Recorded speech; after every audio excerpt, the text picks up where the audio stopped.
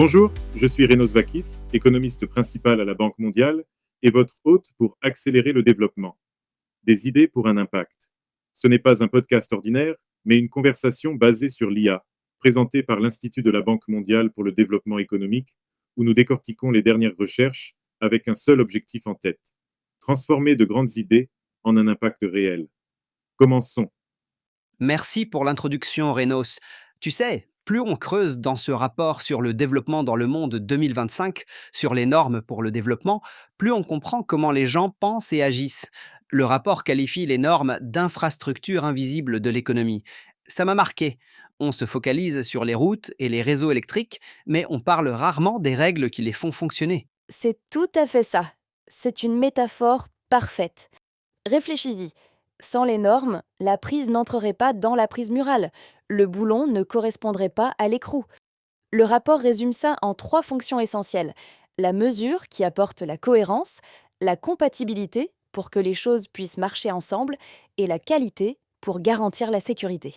Ça semble simple, mais le rapport parle d'un paradoxe, une histoire de bol de spaghettis.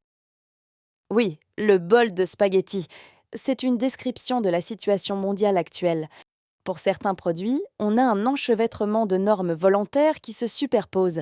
Mais pour des technologies critiques comme l'intelligence artificielle, on a d'énormes lacunes. Trop de normes dans certains domaines et pas assez ailleurs. Je comprends, ça doit être un casse-tête pour les entreprises. Mais voyons le côté positif. Quand on fait les choses correctement, ce n'est pas juste une question de confort, c'est un moteur économique colossal. Colossal. Voici le mot. Voici ce qui m'a vraiment surpris. Pense aux conteneurs maritimes. Rien qu'en standardisant cette boîte en métal, le commerce entre économies avancées a bondi de 1240% en 15 ans. Attends, plus de 1200% juste grâce à une boîte standardisée? Oui, c'est plus que l'effet combiné de tous les accords commerciaux du demi-siècle précédent. Et aujourd'hui, les mesures techniques non tarifaires, souvent liées aux normes de qualité, touchent près de 90% du commerce mondial. À la fin des années 90, c'était 15% seulement. D'accord, donc si tu es un pays en développement, tu ne peux pas vraiment sortir du jeu, il faut y participer. Et exactement, et participer rapporte. Les entreprises des pays à revenus faibles ou intermédiaires qui adoptent ces normes internationales enregistrent en réalité des primes de vente plus élevées que celles des pays à revenus élevés. C'est un facteur de différenciation. J'ai vu l'exemple de la Tunisie dans le rapport. Ce n'était pas que des entreprises locales qui faisaient plus d'efforts. Il s'agissait d'investissements directs étrangers, n'est-ce pas? Précisément, dans le secteur tunisien des composants automobiles, l'investissement étranger a introduit l'ISO 9001 et des normes environnementales. Ça a poussé l'écosystème local à se moderniser. Résultat, ce secteur connaît une croissance annuelle de 10% depuis 2010. D'accord, donc voici le pourquoi. Mais le comment paraît plus compliqué. Le rapport décrit une trajectoire pour les décideurs. Adapter, aligner, autoriser. Est-ce qu'on peut les détailler? C'est la feuille de route. D'abord, adapter. Quand un pays est à un stade précoce de développement, il doit adapter les normes internationales à la réalité locale s'il le faut. Il ne faut pas copier-coller si on n'est pas capable de les appliquer. Comme l'exemple des normes sur les niveaux de pesticides dans les fruits et légumes, là. Exactement. On veut tous manger des fruits sans pesticides. Mais réussir à baisser les niveaux n'exige pas qu'une expertise, mais aussi l'accès à des laboratoires d'analyse. Et ils sont souvent trop peu nombreux dans les pays à revenus faibles ou intermédiaires. Adapter les normes internationales aux capacités nationales est donc essentiel. Mais à mesure que la capacité augmente, on passe à aligner. Il faut que les règles nationales correspondent aux normes internationales pour éviter les frictions dans le commerce. Et ensuite, la dernière étape, c'est autoriser. Oui, à terme, il faut avoir une place à la table où se définissent les règles mondiales. La Chine est l'exemple type. Elle est passée d'un pays qui suit les normes à un pays qui rédige les normes. Les experts chinois sont de plus en plus présents dans les organismes internationaux de normalisation comme l'ISO. Leurs contributions sont passées de 13 avant l'an 2000 à 182 en 2015. Très bien pour la Chine, mais voilà le point de friction que je remarque. Le rapport souligne un énorme écart de participation. Les pays à faible revenu ne participent qu'à 7% des comités techniques actifs de l'ISO. Les pays à revenus élevés, 84%. C'est un fossé flagrant. Et ce n'est pas qu'une question d'assister aux réunions. Les différences se voient aussi dans la mise en œuvre. Beaucoup de normes reposent sur les tests et la certification. C'est ce qu'on appelle l'infrastructure de qualité. On peut la voir comme la plomberie qui soutient de nombreuses normes. Sans laboratoire, les normes sont moins efficaces. Et les chiffres étaient durs. L'Éthiopie compte moins de 100 auditeurs accrédités pour les normes ISO. L'Allemagne en a 12 000. Et cette rareté a un coût. Pour une entreprise dans un pays en développement, se conformer aux normes peut coûter jusqu'à 425 000 dollars américains. C'est énorme. Oui, c'est une barrière à l'entrée qui exclut complètement les petites entreprises. Donc la recommandation, c'est que les gouvernements construisent cette infrastructure. Ils doivent la développer progressivement, et ce n'est pas uniquement le rôle du gouvernement. Le secteur privé joue aussi un rôle clé. Commencer par une offre publique pour les domaines à fort enjeu, santé et sécurité. Puis, à mesure que le marché mûrit, évoluer vers une approche plus privée, par exemple pour les laboratoires d'analyse. Parce que sans une base, les normes ne sont que des jolis mots. En parlant de santé et de sécurité, c'est là que le rapport a changé ma perspective. On pense généralement aux normes comme à des choses industrielles, des vis, des conteneurs, des puces électroniques, mais le rapport explique qu'elles sont essentielles pour les biens publics, comme les soins de santé. C'est, je pense, la partie la plus humaine des conclusions. Les normes de processus sauvent des vies. Une simple liste d'étapes à suivre. C'est la puissance de la cohérence. À l'échelle mondiale, la liste de contrôle de l'OMS pour la chirurgie sécurisée a eu un impact majeur. Elle a réduit les décès de 47% et les complications de 36% dans les hôpitaux pilotes. Mais la tragédie, c'est que 60% des décès dans les pays à revenus faibles ou intermédiaires proviennent de maladies pourtant soignables.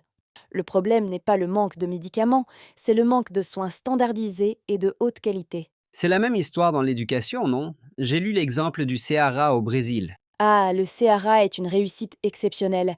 Ils ont défini des références claires pour la maîtrise de la lecture et des normes pour les pratiques enseignantes. En moins de 2 décennies, leur indice de qualité de l'éducation est passé de 3,2 à 7,7. Ils ont atteint une quasi-alphabétisation universelle au niveau du deuxième grade. Mais il y a un piège, non? On ne peut pas juste relever la barre sur papier. Exact. Regardons le Pakistan.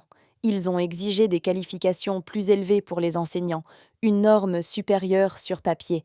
Mais les résultats d'apprentissage des élèves ne se sont pas améliorés. Pourquoi? Parce que les pratiques réelles en classe n'ont pas changé. Les normes doivent changer le comportement, pas juste les CV. Ça rejoint aussi la partie sur l'environnement. On a des normes de jureux, ce que dit la loi, et des normes de facto, ce qui se passe vraiment. Et pour la qualité de l'air, cet écart tue littéralement. Oui, 99% de la population mondiale vit dans des zones qui dépassent les lignes directrices de l'OMS sur la qualité de l'air. Respecter ces lignes directrices pourrait ajouter près de 2 ans à l'espérance de vie mondiale. Mais dans les pays à faible revenu, l'écart de conformité est immense. Alors comment réduire cet écart sans dépenser des milliards immédiatement dans de nouvelles agences de contrôle? Le rapport parlait de la transparence comme d'une norme. Oui, c'est un levier politique intelligent. Quand les ambassades américaines ont commencé à mesurer et à tweeter les données sur la qualité de l'air dans différentes villes, ça a créé une pression publique. Les niveaux de pollution ont baissé de 2 à 4 microgrammes par mètre cube parce que les gouvernements ont été contraints de réagir. L'information elle-même est devenue la norme.